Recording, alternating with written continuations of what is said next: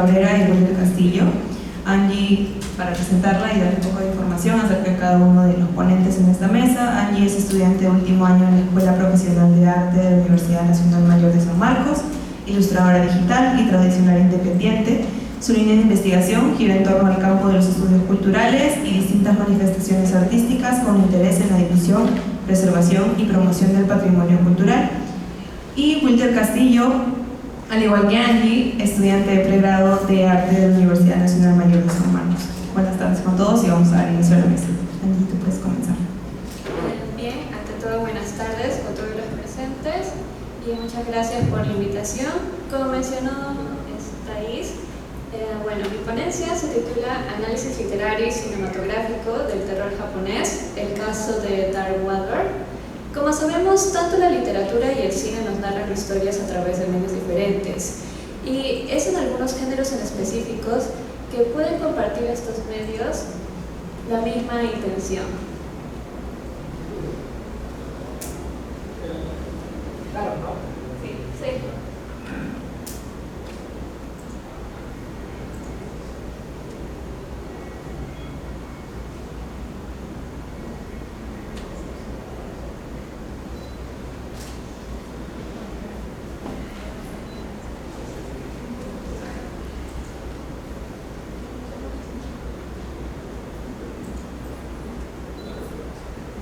Bien, continuando, como les mencionaba, ambos medios pueden compartir la misma intención, en este caso, generar sensaciones de turbación, inquietud, sí, sensaciones que nos provoquen miedo. Son distintos los ejemplos que se pueden citar y merecen un reconocimiento las producciones asiáticas, ya que en este continente también se cuenta con una amplia literatura de terror vinculada con el cine, especialmente en la década de los 90, cuando en Japón comienzan a popularizarse distintas películas y series de este género.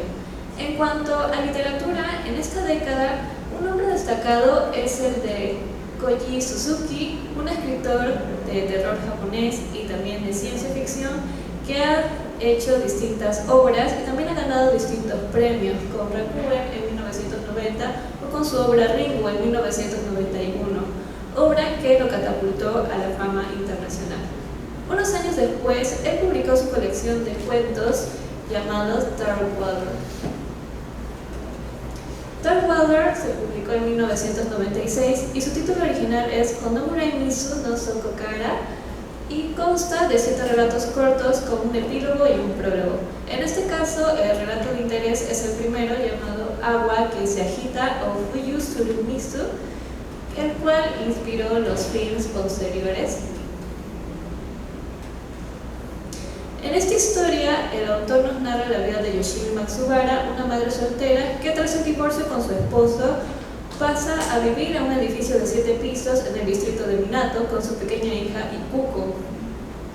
Tras vivir algunos meses en este edificio, todavía no logra acostumbrarse al agua que hay ahí porque encuentra ciertas partículas de suciedad. Y una noche, al subir a la azotea del edificio, con su hija encuentran un bolso rojo infantil que sin algún motivo aparente genera un fuerte rechazo en nuestra protagonista. Es a partir de ese momento que comienzan una serie de eventos vinculados a lo sobrenatural que no tienen una explicación y que nos llevan a descubrir la desaparición de una niña dentro del mismo edificio que se llamaba Mitsuko.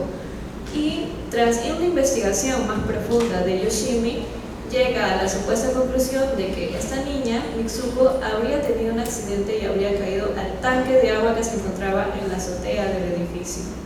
Sin llegar a corroborar este hecho, la primera acción de la protagonista es retirarse del lugar con su pequeña hija, y ahí culmina este relato. Esta historia está compuesta de una manera clásica, en inicio, nudo y desenlace, y aparece un narrador omnisciente que, si bien no forma parte de la historia, nos narra de manera lineal cómo van sucediendo todos los hechos en el edificio, que es el espacio principal en donde se dan todos los hechos. Y son 4 los personajes principales. Tenemos a Yoshimi Matsubara, a su hija Ikuko, el señor Kamiya, que es el conserje del edificio y nos da algunas pistas de lo acontecido con Mitsuko, y por último Mitsuko, que es el ente pasivo de la historia. Pasivo porque no aparece físicamente, pero sí se manifiesta por medio algunos sueños o apariciones leves o modificaciones del medio ambiente. Así sabemos que algo sobrenatural está sucediendo en el espacio.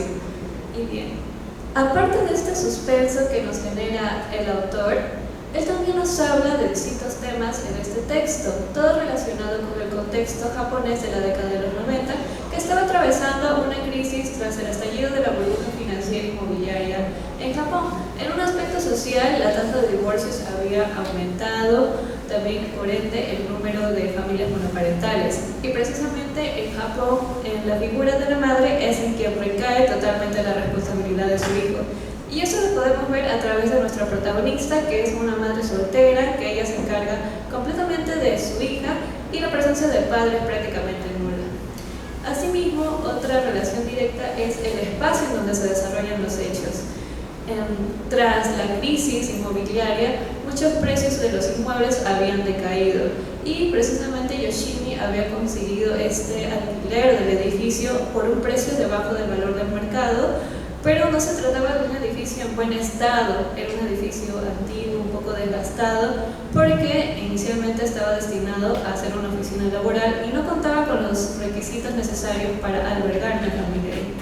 Por último, también es importante la simbología del agua, en este caso como el aviso de una irregularidad, porque se trata de un agua sucia y que el agua provenga del mismo edificio crea una relación directa entre lo malo y el espacio en donde se están desarrollando los hechos. Asimismo, considerando que el agua es símbolo de vida, en este caso Suzuki nos está hablando de un agua sucia, un agua estancada que estaría vinculado al opuesto, a la idea de muerte. Y bien, todos estos temas fueron utilizados en la película, que estuvo a cargo de un cineasta japonés muy reconocido llamado Hideo Nakata, que también ha trabajado en diferentes films y ya había trabajado también con Suzuki anteriormente en 1998 con su obra The Ring, o Ringu, y que ahora se encargaba de este proyecto de Dark Water. Esta película fue estrenada en el año 2002 en Japón con un guión de Kenichi Suzuki y Yoshihiro Nakamura y con un trabajo en la banda sonora de Kenji Kawai, un reconocido compositor japonés.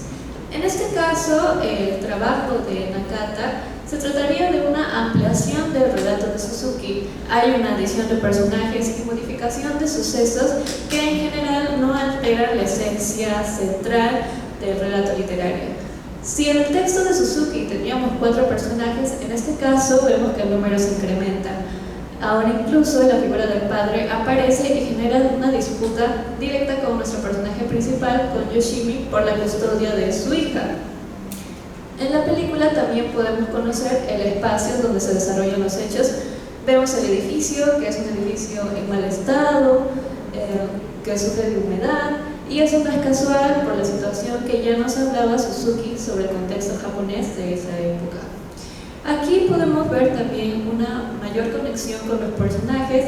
Yoshimi ahora es un personaje que ahora cuenta con un pasado. Gracias a Nakata ya podemos conocer más sobre el personaje y también podemos conocer más a su hija, a Ikuko, ya que se muestra como un personaje más activo. Y la importancia de ella en la historia radica especialmente porque ella genera una relación con el ente de la película, ya que si bien este es un punto que se diferencia del relato, porque Suzuki no se encargó de materializar a Mitsuko, pero Nakata sí lo hizo. Él sí creó el personaje de Mitsuko de manera física, tiene unas apariciones progresivas a lo largo del film y tiene malas intenciones y se actúa sobre nuestros protagonistas. Él nos ofrece incluso una vista final de este ente, que sería una niña compuesta por agua, un agua sucia, un agua terrosa semejante al barro.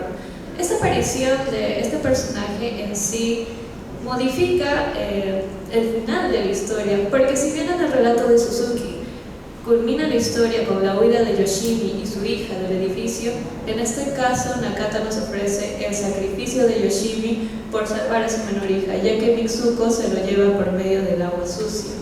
Y para no dejar ahí el asunto, Nakata ofrece un salto temporal del tiempo donde vemos a un Ikuko de 16 años que regresa al edificio y se reencuentra con el espíritu de su madre, y así le da un final emotivo a la película. Como un medio visual, la película también nos muestra distintos planos, podemos ver planos generales, planos exteriores que nos permiten ubicarnos en el lugar donde se dan los hechos, pero abundan más los planos interiores porque es el edificio, el lugar principal en donde se desarrolla toda la trama. La composición que suelen usar también es una composición central, donde puede haber uno o dos personajes, y el juego de los colores también es importante de mencionar. Está relacionado especialmente con los tiempos o a los sucesos que se están dando. Si hay momentos relacionados a un tiempo pasado, vemos colores más amarillentos, más cálidos. Si es un tiempo presente, vemos tonos más desaturados, vinculados a actividades cotidianas. Y en cambio, cuando vemos situaciones que están vinculadas a un hecho de tensión, algo sobrenatural, los tonos se vuelven más fríos, que acompañados con la banda sonora, donde suenan melodías e instrumentos de viento, un sonido metálico, genera este suspenso en el espectador. En síntesis, tanto el relato literario como la película tienen que ser valorados como obras independientes. Si bien el relato de Suzuki sirvió como un argumento central y dio el contexto para hacer la película, Nakata tiene un aporte decisivo a hacer una ampliación de la historia. Conocemos y conectamos más con los personajes, especialmente el protagónico, el de Yoshimi, ya que es un personaje que evoluciona completamente. Si en el relato Yoshimi se va del edificio y quizá no podemos ver más su desarrollo, en la historia de Nakata sí podemos ver más esto, y esa sería una diferencia entre las dos obras, y demostrar que ambas se tienen que valorar de manera diferente. Eso sería todo conmigo.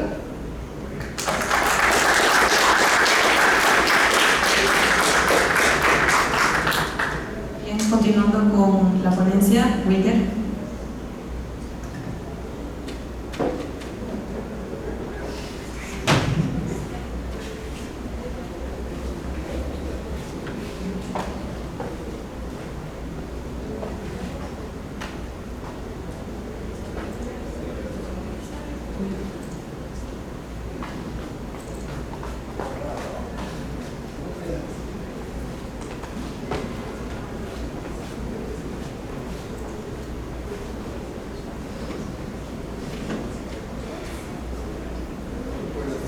Buenas tardes. Hoy les voy a hablar sobre la película y el libro en el que está basado, que se titula Sueñan los androides como ovejas eléctricas, y el título un poco más, digamos, más estilizado, ¿no? Blade Runner. Ambas películas son, digamos, pioneras en el... Gracias. Bueno, como decía, ambas películas son pioneras en el género de la ciencia ficción, digamos, explicando estas ideas filosóficas sobre qué es ser humano, qué es realidad y qué es, digamos, la naturaleza de las relaciones humanas, ¿no? En realidad, Blade Runner, a pesar de ser una versión mucho más visual y sintetizada de todas las ideas que se explayan en el libro, también, digamos, en su propia forma, su propia intencionalidad de ser una película placentera para los ojos, es muy contundente. Entonces, ambas películas tienen su mérito, solo para empezar con eso, ¿no? Y tienen su peso, ¿no? Ahora, para empezar, vamos a ver un poco sobre el primer libro.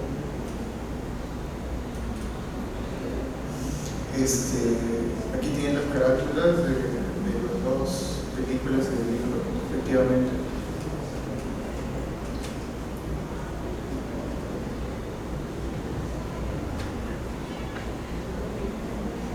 Otro clic.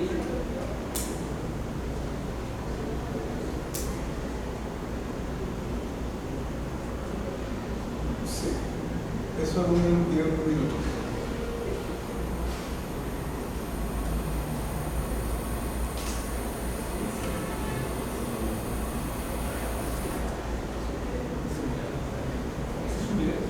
Sí.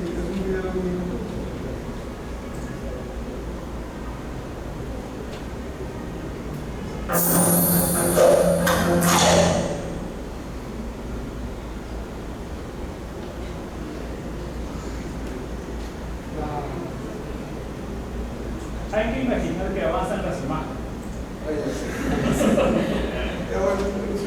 La idea de este pequeño segmento de un minuto era, digamos, de dónde sale el título de la exposición.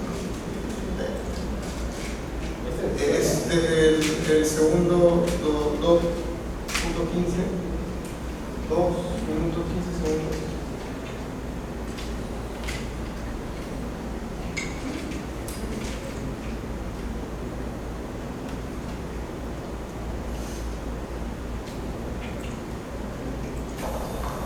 She's a replicant, doesn't she? I'm impressed. How many questions does it usually take to spot?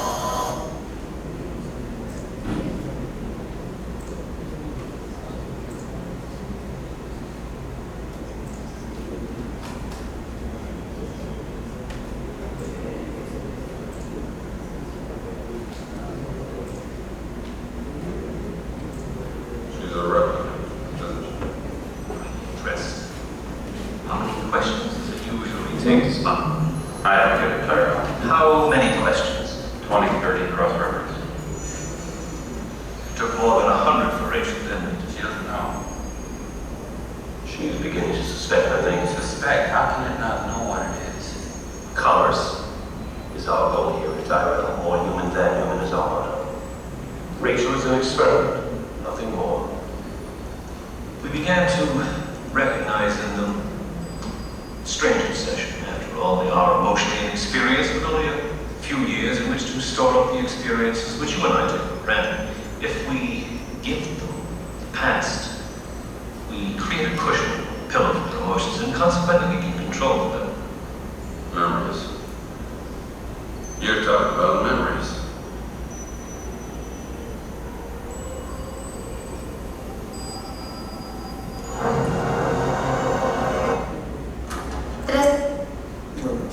La idea de este segmento era que vean ustedes cómo, digamos, el lema de la Tyrell Corp es más humano que humano, ¿no?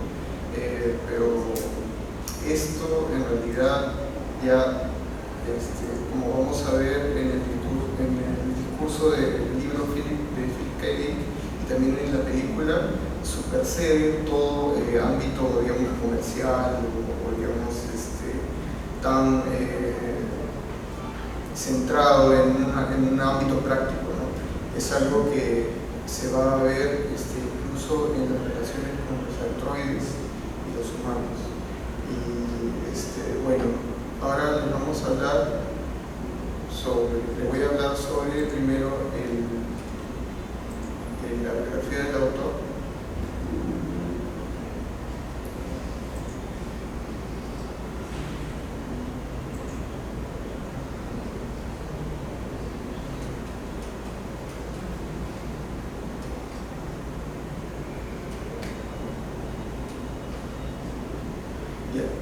Bueno,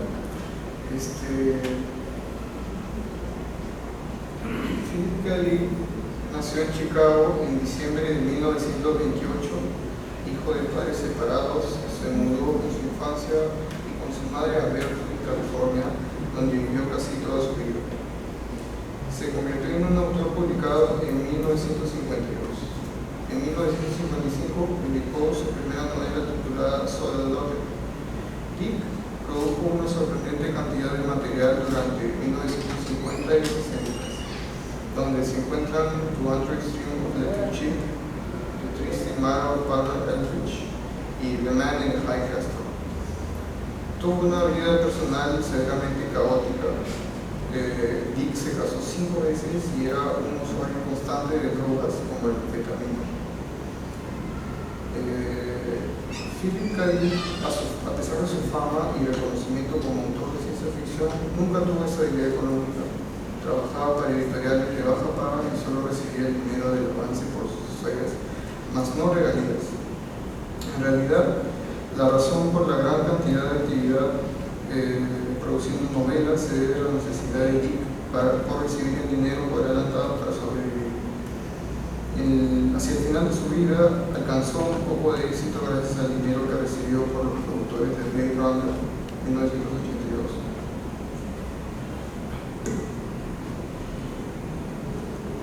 Por los derechos de la novela en que se basó el filme. Un poco después de que la película se estrenara, murió de un infarto a la edad de 53 años. Después de su muerte, muchas de sus obras fueron adaptadas al cine, como Total Recall, 1990. Sus historias usualmente abordan temas como la utilidad y el peligro de la tecnología avanzada, el uso de tópicos metafísicos y filosóficos, y por último la discusión de los estados de conciencia alterada de sus personajes. Bueno, acá como primera instancia vamos a decir la idea central y la trama. La idea central es la empatía como factor determinante que condiciona las relaciones de los humanos con los androides y animales en el mundo posguerra mundial términos. Y la trama es lineal, tiene narrador omnisciente y sigue las acciones de Rick Deckard y J.R. Isidore durante un día. Contiene diálogos introspectivos recurrentes y narraciones omniscientes que describen el entorno post-apocalíptico desde la localidad de San Francisco. Bueno, para disecar un poco sobre las ideas principales en torno a la empatía que sugiere el libro, vamos a ver que en realidad toda la idea de empatía está disecada y entrelazada en todos estos tópicos, incluso muchos más, ¿no? Pero pude identificar que estos eran los principales. Primero, los animales, los humanos, los androides y las relaciones entre ellos. La religión o cuasi religión, movimiento espiritual, experiencias supranatural, que es el narcisismo, el órgano de ánimo Penfield y la evaluación Voight-Kant.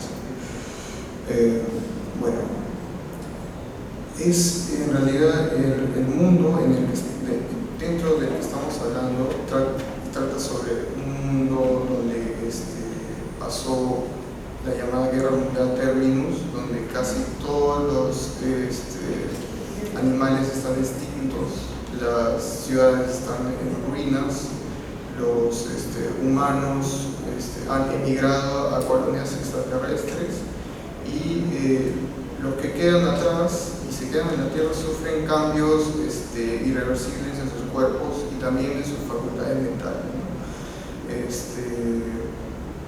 Uno de ellos es J.R. Isidore, que es uno de los protagonistas de la obra. Es un cabeza de pollo, o un chicken head, como se dice. Se coloca dentro de una escala jerárquica, ¿no? Dentro del libro, de la novela, donde el chicken head está al mismo nivel que un androide y el humano está encima de todos estos, ¿no? Junto con los animales. Las relaciones de los animales y los humanos se han tornado un poco más estrecha por la escasez de ellos. Cada familia tiene una mascota que tiene que cuidar y casi venerar. Tener un animal real, no eléctrico, le da también un estatus social un estatus elevado dentro de la sociedad que queda en la Tierra. Y bueno, es particularmente en el caso de Rick Deckard una de las principales razones de su depresión, ¿no? No tener un animal real. Tiene una oveja eléctrica que la verdad el hecho de que la tenga que atender le mortifica.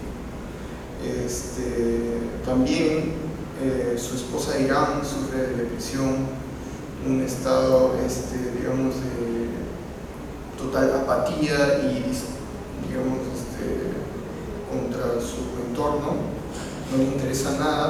Pero también hay estos aparatos que se llaman los órganos Penfield, que pueden modificar el ánimo, pueden modificar incluso las ganas de hacer algo, ¿no?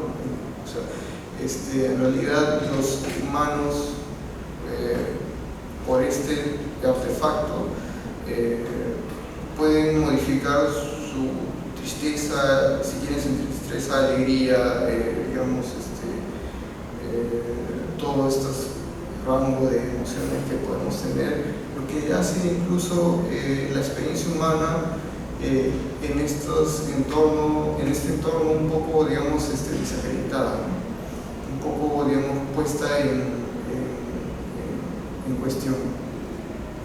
Luego tenemos los androides, que son unos seres sumamente inteligentes, mucho más inteligentes que los humanos. Estos androides no poseen la capacidad de sumergirse en la fusión y en la experiencia del mercerismo, ¿no? Porque ellos no poseen esta facultad de la empatía, ¿no? Que es tan importante para en esta experiencia. Ellos son unos individuos que son en realidad orgánicamente funcionales, no son como robots de cables, ¿no? Todo esto, sí, pero son diseñados genéticamente, ¿no? Por esto mismo, por el hecho de que no están vivos, es también que se les ve dentro de una escala mucho más baja en lo que queda del planeta, ¿no? Y bueno, la relación entre los humanos y los androides se va a ver, digamos, reflejada en el transcurso del día en el que Deckard trabaja para cazar a estos 6 androides de Nexus 6, ¿no? Bueno, ahora hablemos de la evaluación Voight-Kampff. La evaluación Voight-Kampff es una evaluación en la que se determina si un individuo es humano en realidad o es androide. Y se le pregunta cuestiones sobre animales, sobre cosas, sobre matar a un animal, tener un abrigo de lana, ¿no? Algo así, o que su billete esté hecho de la piel de un bebé, algo así, ¿no? Si estos individuos no contestan o no tienen una respuesta, digamos, de la capilar acorde con lo que ellos tienen presupuesto, o si sus pupilas no están, digamos, respondiendo a este tipo de preguntas, tienen un medidor o unos parámetros establecidos para determinar que esta persona no es un androide o no. Entonces, esta es una evaluación muy interesante porque en realidad se basa completamente en la empatía y no necesariamente en la respuesta que el androide pueda dar, ¿no? En realidad es involuntario, es algo que sea instintivo. Y bueno, acerca del mercerismo, que es una de las cuestiones un poco más importantes en este libro, es sobre la religión, digamos, o cuasi religión que tienen estos humanos. Los humanos, por medio de un aparato que se llama la caja de empatía, se sumergen en un tipo de fusión en el que entran en un mundo virtual espiritual, donde está un paisaje desolado, y donde está un hombre con unas ropas muy viejas, ¿no? Golpeado, con su rostro sombrío, lleno de dolor, y que interminablemente sube una colina. Y todas estas personas que se involucran en la fusión tienen la chance de poder vivir lo que Mercer está viviendo, Wilbur Mercer, ¿no? Están en sus pies, suben la colina, sienten las piedras que le arrojan a Mercer, y en realidad estas piedras forman heridas reales. Básicamente, esta experiencia en la que todos están involucrados, todos sienten el dolor, todos sienten el sufrimiento de Mercer, es en realidad el punto, ¿no? El punto es que todos sientan una experiencia colectiva en la que puedan sentir el dolor de alguien más. Y bueno, para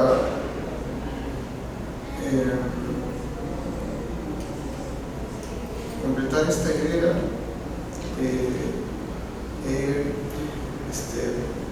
como considerado que este párrafo del capítulo 15 es muy importante para explicar esto.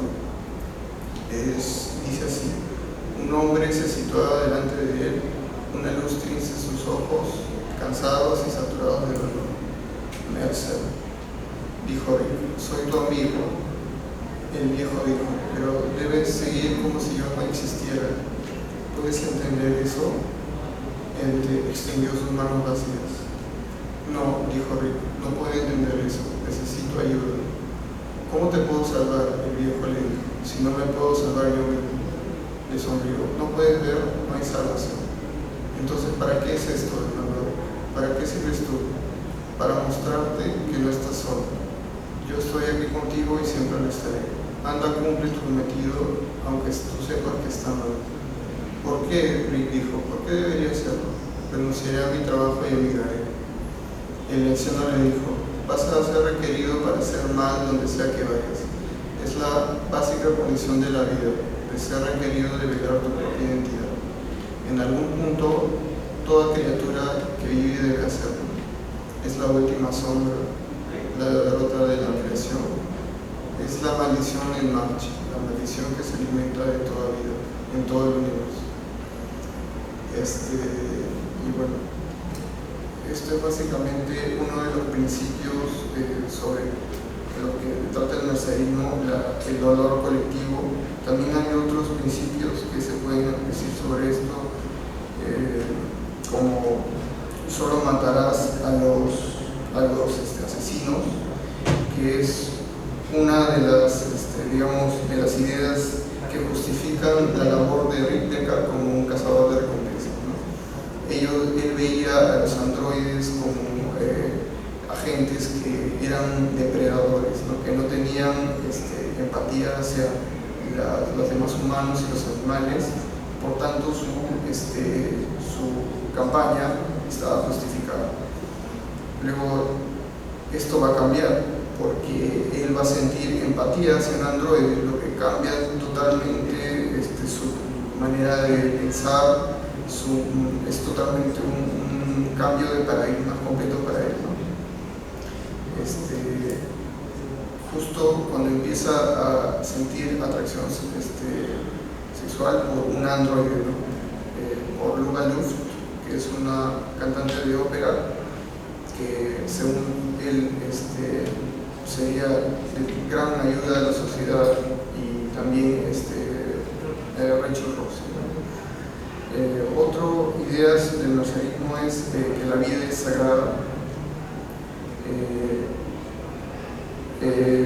También que el goce de algo, una experiencia que pueden tener los humanos, es inmoral que uno se la guarde para sí mismo, y que se puede compartir mediante la fusión. Así todos los que están dentro de la fusión experimentan este goce que la persona tiene, ¿no? Y también la idea de el mundo de ultratumba que tienen en la película, digo en la novela, y que trata de interminable ascenso de Mercer desde el mundo de los muertos y la decadencia hacia la cima, ¿no?, de la colina, luego para caer otra vez. Y bueno, todas estas ideas en realidad no se traducen dentro de la película. La película, más bien, como pueden ver, va más hacia la imaginería visual, sobre las atmósferas, el ambiente humano decadente, digamos, las vistas postapocalípticas dentro de Los Ángeles, ya no San Francisco, se cambia la localización. Y bueno, para poder hablar sobre la película, primero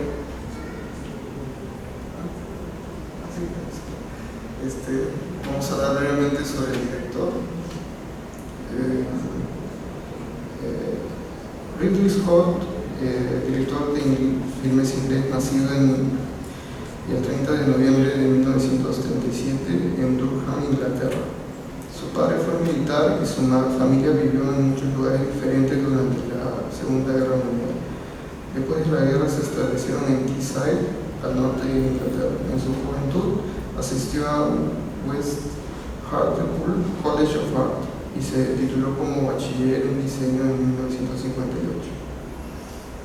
Ridley Scott es usualmente descrito como un director con un instinto visual característico. En su filme predomina la cinematografía sujeta a abundante contenido detallista, luz y atmósfera de grandes planos, ¿no?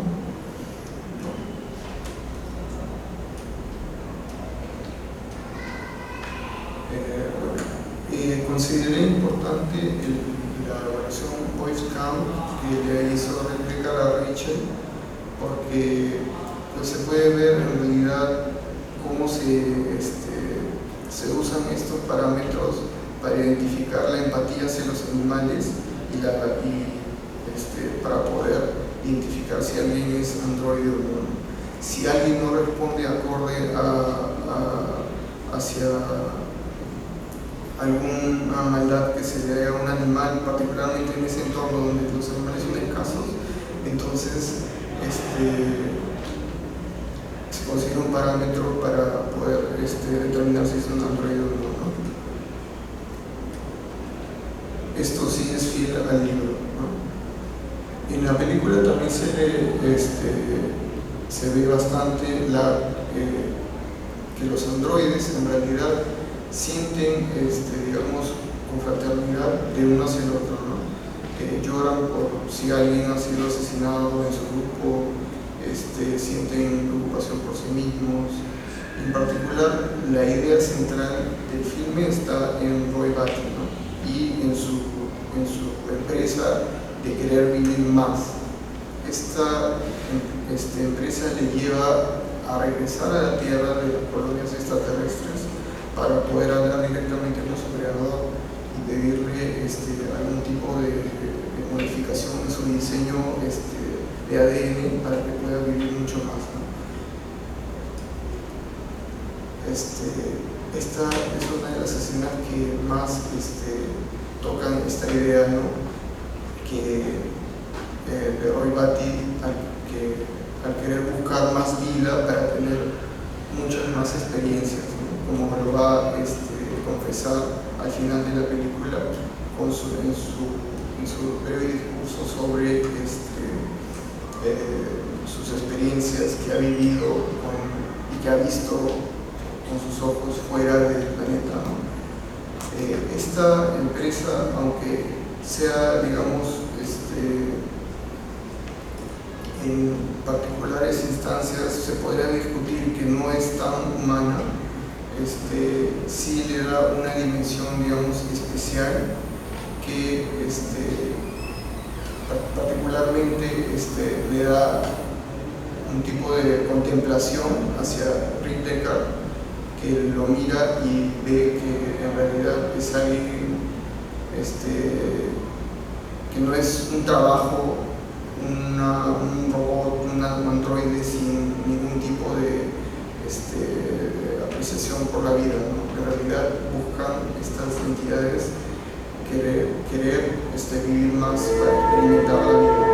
Entonces, creo que esta sería la esencia principal de la película y la relación que tiene con el libro. Y bueno, eso sería todo. Gracias.